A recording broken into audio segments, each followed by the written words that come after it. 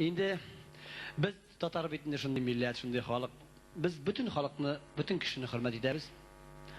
Başta kişini, ondan özümüzni. Biz şunday halk. Bizde konsertga bir köp millet kızlar yürüyor konsertga. Rus kızları, Kreşin kızları da gelip, Şuvaş, Ukrayn kızları da bir köp yürüyor konsertga. Tatar kızlarından kolay. Şuna göre aytik, bizim Tataristan'da bütün milletke, bütün kişide urun var. Allah'a şükür bütün halk bizde 8 yaşı, 6 yaşı. Konsertlerde köp bulmasalar da az gına bulsalar da şu Tatar kızlarından kolay başka millet kızları için de bir jır alıp geldik. Çünkü hürmet yüzünden. Bu jır sizge tanış jır indi bu Katerina. Tatarjan yolu.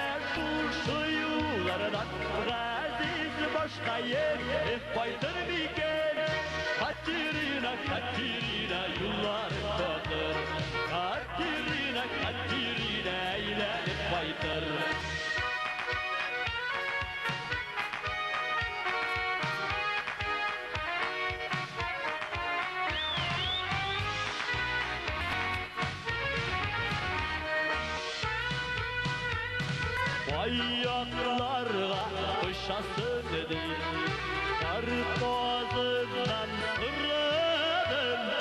O kışkırıp cevap verdi,